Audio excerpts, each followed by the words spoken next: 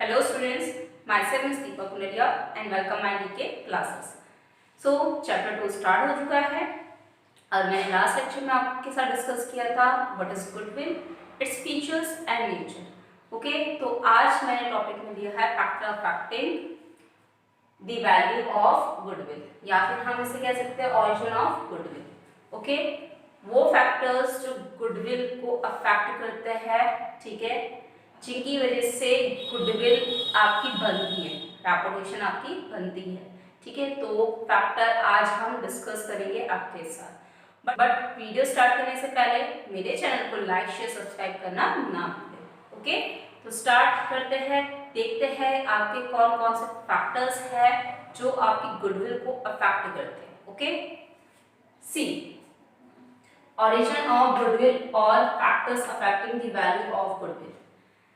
देखिए क्या बोला गया है, it is clear from the above. Above means जो हमने गुडविल पढ़ी थी, फीचर्स पढ़े थे उसके और नेचर पढ़े थे, ठीक है। बट अगर आपने वो लेक्चर मेरा मिस कर दिया है तो कोई बात नहीं, मैंने डिस्क्रिप्शन में लिंक प्रोवाइड करवा दिया, ओके, ताकि आप इजीली डिस्क्रिप्शन में जाके लिंक ओपन कर सको और गुडविल के बारे में पढ़ सको और उसके फीचर नेचर के बारे में पढ़ सको। ओके, तो it is clear from the above, आपको पहले ही बता दिया गया है कि जो गुडविल होती है इट मीन्स वो एक्स्ट्रा अर्निंग कैपेसिटी होती है किसकी, बिजनेस की। ओके, तो दस all factors which help A firm in earning profit affect the goodwill of the firm. मतलब ये सारे जो फैक्टर्स आज हम पढ़ने वाले हैं वो सारे फैक्टर्स आपकी फर्म को मदद करते हैं प्रॉफिट कमाने में, प्रॉफिट अर्न करने में। और वही प्रॉफिट आपकी किसको इफेक्ट करता है, किसको अफेक्ट करता है, फर्म की जो गुडविल होगी उसको अफेक्ट करता है वो फैक्टर्स। ओके, तो following factors affect the goodwill of A firm. अब कुछ फॉलोइंग फैक्टर्स हम ले रहे हैं, पढ़ रहे हैं, जो आपकी फर्म की गुडविल को अफेक्ट करते हैं, जिसमें सबसे पहले दिया है आपका favourable location of the business. अगर हम favourable location of the business की बात करें तो if the business is located at A convenient और प्रोमिनेंट प्लेस। कन्वीनियंट और प्रोमिनेंट प्लेस का मतलब क्या हुआ, अगर हम अपने बिजनेस को अच्छी जगह स्टेबल करेंगे, ठीक है, अच्छी प्लेस में हम अपने बिजनेस को स्टेबल करेंगे, ठीक है, लगाएंगे, तो it will attract more customer and therefore will have more goodwill. तो ये क्या करेगा, आपके प्लेस से, मतलब जो लोकेशन हम कहते हैं, ठीक है, लोकेशन हम कहते हैं, तो लोकेशन अगर अच्छी होगी बिजनेस की तो वो लोकेशन भी आपके कस्टमर को ज्यादा से ज्यादा अट्रैक्ट करेंगे, और जितने ज्यादा कस्टमर अट्रैक्ट होंगे वहीं आपकी गुडविल भी ज्यादा होगी। Got it? क्या बोला गया है, if the business located at a convenient or prominent place, अगर आपकी लोकेशन अच्छी है बिजनेस की तो वो क्या करेगा, वो लोकेशन क्या करेगी, आपके कस्टमर को अट्रैक्ट करेगी and therefore will have more goodwill। आपके पास कितनी गुडविल हो जाएगी, बहुत ज्यादा गुडविल आपकी क्रिएट हो जाएगी, इट मींस इमेज आपकी बहुत अच्छी बन जाएगी, गुड नेम आपका अच्छा बन जाएगा। Got it? सेकंड आपको क्या बोला गया है, efficiency of management. Efficiency of management का मतलब क्या हुआ, if the business is run by experienced and efficient management, its profit will go on increasing, which result in increasing the value of goodwill। अगर आपके बिजनेस में, आप जो business कर रहे हो उसमें अगर आपके एक्सपीरियंस होल्डर, जिसे हम कह सकते हैं एक्सपीरियंस मैनेजर, एफिशिएंट मैनेजमेंट होंगे, ठीक है, it means experience management, efficient management, अगर आपके बिजनेस को चला रहे होंगे तो क्या होगा, आपका प्रॉफिट जो होगा वो आपका इंक्रीज पे इंक्रीज होगा, it means its profit will go on increasing. जो आपका प्रॉफिट हो रहा है वो आपका इंक्रीज पे इंक्रीज होगा, ठीक है, जिसका रिजल्ट क्या आएगा, आपके ये गुडविल जो वैल्यू है गुडविल की उसको भी इंक्रीज करेगा। कौन? Efficient staff, experience and efficient management. Got it? कुछ पॉइंट्स और है आपके, टोटल 11 पॉइंट्स, अभी मैंने 2 है, ये टोटल 11 पॉइंट्स है आपके। नाउ नेक्स्ट पॉइंट 3 4 5 6 7 8 9 10 11 पॉइंट्स पढ़ते हैं। उसमें क्या है आपका, क्या फैक्टर्स और दिए गए हैं जो आपकी गुडविल को इफेक्ट करते हैं। Now move on, more factors affecting the value of goodwill. Third point देखिए, थर्ड पॉइंट में क्या बोला गया है, the longevity of the business. Longevity of the business का मतलब क्या होगा, an older business is better known to its customer. जो पुराना बिजनेस होता है वो बहुत अच्छे से जानता है अपने कस्टमर को, अपने ग्राहक को, उसकी उनकी पसंद नापसंद क्या है, किस टाइप का किस तरह का प्रोडक्ट वो चाहते हैं। तो ओल्डर बिजनेस बहुत अच्छे से अपने कस्टमर को पहचानता है, ठीक है। तो therefore it is likely to have more goodwill, obviously तो उनके पास कितनी होगी, मोर गुडविल होगी, अच्छी रेपुटेशन होगी, तभी तो कस्टमर की डिमांड को पूरा कर सक रहे हैं। फिर when a business enterprise has built up good reputation over a period of time, the number of customer will be more in comparison to the customer of new entrants। देखिए यहाँ बोला गया है कि जब बिजनेस एंटरप्राइज आपका buildup होता है, ठीक है, बिल्डअप हो चुका है, तो इट मीन्स आप गुड रेपुटेशन के साथ, गुड रेपुटेशन आपकी बन चुकी है, वो भी बहुत लंबे समय के बाद, ठीक है, over a period of time, बहुत अच्छे से आपने इतने साल बिताया और आपकी रेपुटेशन बन गई, अच्छी रेपुटेशन बन गई और आपका बिजनेस बिल्डअप हो गया, तो the number of customer will be more in comparison to the customer of new entrant. It means पुराने कस्टमर, मतलब हमारे ये बोला गया जो नंबर ऑफ कस्टमर आपके ज्यादा होंगे। अगर हम किसके बारे में बात करें न्यू एंट्रेंट्स कस्टमर के बारे में बात करें, मतलब ओल्ड कस्टमर आपके इतने ज्यादा होंगे बजाय आपके न्यू कस्टमर के, ठीक है। तो number of customer is an indicate of profit earning capacity of the business, of a business. तो जो नंबर ऑफ कस्टमर होते हैं वो भी आपके प्रॉफिट अर्निंग कैपेसिटी जो बिजनेस की है उसको इंडिकेट करते हैं। तो जहां जितना पुराना बिजनेस होगा वहां पे आपको उन कस्टमर, पुराने कस्टमर की अच्छी नॉलेज होगी कि क्या वो डिमांड चाह रहे हैं, क्या वो प्रोडक्ट में एडवांटेज चाहते हैं, ठीक है। तो यहाँ ये बोला गया है अगर जब बिजनेस आपका एंटरप्राइज आपका बिल्डअप होता है, गुड रेपुटेशन होती है, वो भी बहुत लंबे समय के बाद, तो आपके जो नंबर ऑफ कस्टमर होते हैं वो भी ज्यादा होते हैं। अगर हम न्यू एंट्रेंस कस्टमर की बात करें, कंपेयर करें न्यू कस्टमर की बात करें, तो उनकी कंपैरिजन में आपके पुराने कस्टमर ही बहुत सारे जुड़ जाते हैं आपके साथ, बहुत सारे हो जाते हैं, ठीक है।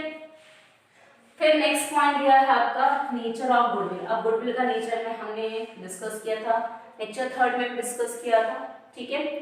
तो if A business deals in goods of daily basis, अगर बिजनेस आपके डेली बेस यूजेस के जो गुड्स है, ठीक है, सोप हो गए, ठीक है, आपके डेली पर्पस के जो आइटम्स है, कंज्यूमेबल गुड्स जिसे हम कहते हैं, अगर बिजनेस डील इन गुड्स के साथ कर रही है, कंज्यूमेबल गुड्स के साथ कर रही है जो डेली यूज के लिए आते हैं, ठीक है, तो it will have steady profit as the demand for these goods will be stable. तो आपके पास बहुत अच्छा प्रॉफिट भी होगा क्योंकि इनकी जो डिमांड है, इन गुड्स की जो कंज्यूमेबल गुड्स होते हैं उनकी डिमांड क्या होती है, नेवर एंडिंग होती है। इट मीन्स वो स्टेबल रहती है कि उनको चाहिए ही चाहिए, डेली यूजेस की अगर आप गुड्स प्रोड्यूस कर रहे हैं तो उनको तो चाहिए चाहिए। तो इससे क्या होगा, आपके जो प्रॉफिट है वो बहुत अच्छा हो सकता है। But such business will have more goodwill. इस टाइप के जो डेली यूजेस गुड्स आपकी डील कर रही है, जो बिजनेस आपका डेली यूजेस गुड्स के साथ डील कर रही है, उनके पास अच्छी गुडविल होगी, ठीक है, ज्यादा गुडविल होगी। बट अगर कोई फैंसी गुड्स के साथ कोई बिजनेस डील कर रहा है तो इट मीन्स उसका प्रॉफिट विल बी अनसर्टेन, मतलब हो भी सकता है नहीं भी हो सकता है, ठीक है। तो उस टाइम में आपकी जो गुडविल होगी विल बी लेस। अगर आप जो 365 डेज प्रोडक्ट प्रोड्यूस हो रहे हैं, यूज कर रहे हैं कंज्यूमर, अगर उनके साथ आप अपना बिजनेस डील कर रहे हो तो आपकी ज्यादा गुडविल होगी बजाय उन प्रोडक्ट के जो कभी कभार आपके वन टाइम में यूज होते हैं, देन सेकेंड टाइम में उनका ट्रेंड चेंज हो जाता है तो आपका टेस्ट भी चेंज हो जाता है, ठीक है। तो यहाँ ये बोला गया है डेली यूजेस गुड्स के साथ अगर डील करता है बिजनेस तो इट मीन्स उनकी डिमांड तो सारे स्टेबल रहेगी, पूरी 365 डेज रहेगी और बिजनेस की भी ज्यादा गुडविल बनी रहेगी। बट अगर कोई बिजनेस फैंसी गुड्स के साथ अपने बिजनेस कर रहा है जो 1 मंथ है, क्या पता 1 मंथ बाद कंज्यूमर का टेस्ट प्रेफरेंस चेंज हो जाए, ठीक है, उनके साथ डील कर रहा है तो प्रॉफिट क्या होगा आपका सर्टेन इटनेस हो भी सकता है या नहीं भी हो सकता है। उस कंडीशन में आपकी जो फर्म की गुडविल होगी वो लेस होगी। Got it. नेक्स्ट क्या बोला है, possessions of license. It means if a firm hold an import license, अगर फर्म के पास आपका इंपोर्ट लाइसेंस है, इट मींस परचेज करने की पावर है कि फॉरेन कंट्री से वो परचेज कर सके, ठीक है। Purchase of goods it means import होता है आपका, selling of goods it means आपका एक्सपोर्ट, ठीक है। तो परचेज लाइसेंस है, इट मींस इंपोर्ट लाइसेंस है, तो it means the goodwill of the firm will be मोर, तो आपकी गुडविल क्या होगी, फर्म की गुडविल क्या होगी, ज्यादा होगी।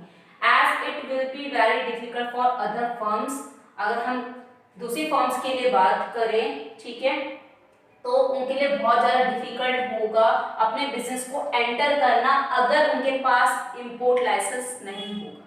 गॉट इट, ठीक है। तो यहाँ ये बोला गया था कि आपका जो फर्म है होल्ड एन इंपोर्ट लाइसेंस, अगर फर्म आपकी इंपोर्ट लाइसेंस रखती है तो गुडविल आपकी फर्म की गुडविल क्या होगी, ज़्यादा होगी। और जिनके पास लाइसेंस नहीं है, अब्सेंस ऑफ दिस लाइसेंस मतलब इंपोर्ट लाइसेंस नहीं है, तो उनके लिए बहुत ज़्यादा डिफिकल्ट होगा अपने बिजनेस को एंटर करने के लिए, मतलब अपने बिजनेस को एंटर करने के लिए, मतलब वो बाहर से जो सामान है अगर परचेज करना चाहते हैं, इंपोर्ट करना चाहते हैं, वो नहीं कर सकेंगे। ओके, नाउ नेक्स्ट पॉइंट्स में बढ़ते हैं कि नेक्स्ट पॉइंट्स में आगे क्या बोला गया है। नेक्स्ट पॉइंट है 6 पॉइंट, देखिए, मोनोपोलिस्टिक एंड अदर राइट्स। अगर मोनोपोलिस्टिक की बात करें हम, तो मोनोपोली का मतलब क्या होता है, फ्यू फर्म्स एंटर, मतलब ज़्यादा आपके प्रोड्यूसर वगैरह नहीं रहते हैं मोनोपोली में। तो यहाँ ये बोला गया है if A business enjoy monopoly market, अगर बिजनेस आपका मोनोपोली मार्केट में एंजॉय कर रहा है तो it will have a short profit, तो आपका क्या होना चाहिए, आपका प्रॉफिट अश्योर्ड होने चाहिए कि आपके पास प्रॉफिट है, तभी आप मोनोपोली मार्केट में एंजॉय कर सकोगे, नहीं तो नहीं कर सकोगे, ठीक है। और सिमिलरली अगर हम बात करें कि it holds some specialized such as patents, trademark, copyright and concession, it will have more goodwill. अगर हम सिमिलरली आपकी अदर राइट्स की बात करें, कौन से राइट, जैसे आपको स्पेशल राइट मिल गया, पेटेंट मिल गया, ट्रेडमार्क मिल गया, कॉपीराइट हो गया आपका, कंसेशंस मिल गए, ठीक है, 30% छूट, टैक्स फ्री हो गया आप, कॉपीराइट, पेटेंट वगैरह, जैसे आपका बेस्ट एग्जांपल क्या हो सकता है, KFC, ठीक है। तो फॉरेन कंट्रीज के जो प्रोडक्ट है उनका कॉपीराइट, उनके पेटेंट्स आपको अगर यहाँ मिल गए इंडिया में, ठीक है, कि आप अपने इंडिया में भी आप इस बिजनेस को चला सकते हो, इस टेक्नोलॉजी को यूज कर सकते हो, तो आपके पास क्या होगी, ज्यादा गुडविल होगी। ओके, आपके पास क्या होगी, ज्यादा गुडविल होगी, ठीक है। तो ये तो था monopolistic and other rights. Risk involve, next point देखिए, हाँ ये बोला गया if there is more risk involve in the business, अगर आपके बिजनेस में हद से ज्यादा रिस्क है, ठीक है, तो तब तो आपकी जो गुडविल है, वैल्यू है गुडविल की, वो आपकी लेस होगी। अगर आपके बिजनेस में हद से ज्यादा रिस्क है, ज्यादा से ज्यादा रिस्क इन्वॉल्व है आपके बिजनेस में, तो इट मींस वो गुडविल की वैल्यू को लेस करेगा या फिर लेस होगी। Okay, next trend of profit. Trend of profit की बात करें तो if the profits of a business are increasing continuously the value of its goodwill will be more. अगर आपका प्रॉफिट बिजनेस का कंटिन्यूअसली इंक्रीज हो रहा है तो इट मींस आपकी जो गुडविल की वैल्यू है वो भी ज्यादा होगी, ठीक है। और if the profit are declining और if the profit are uncertain the value of goodwill will be less. Obviously profit continuously increase हो रहा है बिजनेस का, इट मींस आपकी गुडविल की जो वैल्यू है वो भी ज्यादा होगी। बट अगर आपका कंटिन्यूअसली डिक्लाइन हो रहा है या फिर अनसर्टेन है, नहीं हो पा रहा है आपका प्रॉफिट, तो आपकी जो गुडविल की वैल्यू है वो लेस होगी, ठीक है। तो ये तो था आपका trend of profit. Next future competition. Future competition में क्या बोला गया है, द लाइवलीहुड और possibility of increased competition in future will definitely reduce the value of goodwill. अगर आपका कंपटीशन बढ़ने वाला है, इंक्रीज हो रहा है, मतलब सेम प्रोडक्ट के आपके बहुत अच्छी वैरायटीज वाले दूसरी फॉर्म आ रही है, तो फ्यूचर में आपका डेफिनेटली जो वैल्यू है गुडविल की वो रिड्यूस होगी। ओके, नाउ लास्ट 2 पॉइंट्स रह गए हैं, वो भी डिस्कस करते हैं, फिर ये आपका factor affecting the value of goodwill भी मैं आपका क्लोज कर दूंगी। उसके बाद मैं स्टार्ट करूंगी आपका classification of goodwill. Next lecture में आपका मैं स्टार्ट करूंगी classification of goodwill. Okay, so move on 10 and 11 points आपके वो लास्ट पॉइंट है। ठीक है, अब हम वो देखते हैं कि आपके लास्ट पॉइंट्स 2 पॉइंट्स में आपका क्या बोला गया।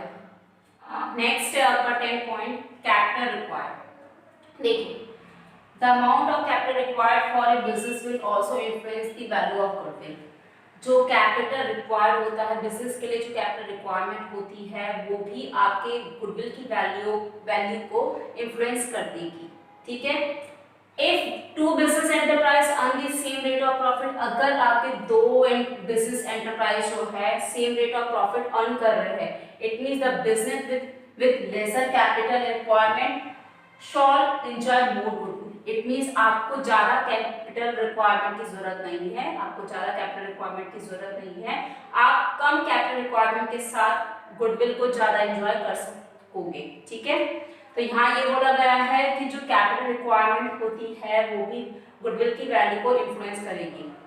ठीक है, इट मींस अगर दो बिजनेस अर्न कर रही है सेम रेट ऑफ प्रॉफिट तो आपको ज्यादा कैपिटल रिक्वायरमेंट की जरूरत नहीं पड़ेगी और आप ज्यादा गुडविल को एंजॉय कर सकोगे। ओके, नेक्स्ट एक अदर फैक्टर्स है आपका लास्ट पॉइंट है कि एक्सेप्ट 10 फैक्टर्स, उसके अलावा भी आपके कुछ फैक्टर्स ऐसे हैं जो आपकी गुडविल की वैल्यू को अफेक्ट करते हैं। कौन कौन से?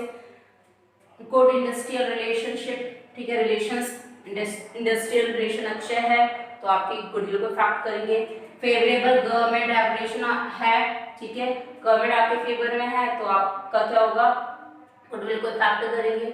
स्टेबल पॉलिटिकल कंडीशंस हो गई, रिसर्च एंड डेवलपमेंट एफर्ट्स हो गए, effective advertising to stable brand popularity हो गई, popularity of product in terms of quality. तो ये फैक्टर्स भी कुछ ऐसे हैं कि जो आपकी गुडविल की वैल्यू को अफेक्ट करते हैं। सो ये आपका मैंने factor affecting the value of goodwill complete करवा दिया है। नेक्स्ट लेक्चर में मैं आपके साथ डिस्कस करूंगी क्लासिफिकेशन ऑफ गुडविल। गुडविल की क्लासिफिकेशन क्या होती है, कितनी कैटेगरी में आपका क्लासिफाई किया गया है गुडविल को। ओके, सो अगर आपको इनसे रिलेटेड ये 11 पॉइंट्स जो फैक्टर मैंने आपको बताया, अगर आपको कोई भी फैक्टर अगर समझ में नहीं आया वो कोई भी फैक्टर अगर आपको समझ में नहीं आया होगा तो प्लीज़ मुझे कमेंट बॉक्स में लिख के भेजना ताकि मैं उसको और अच्छे से आपको एक्सप्लेन कर सकूँ। और अगर वीडियो पसंद आई होगी तो प्लीज़ उसे लाइक शेयर सब्सक्राइब जरूर कीजिएगा। Okay, so that's all for today. Keep watching, keep learning, stay home, stay safe, stay connected with DK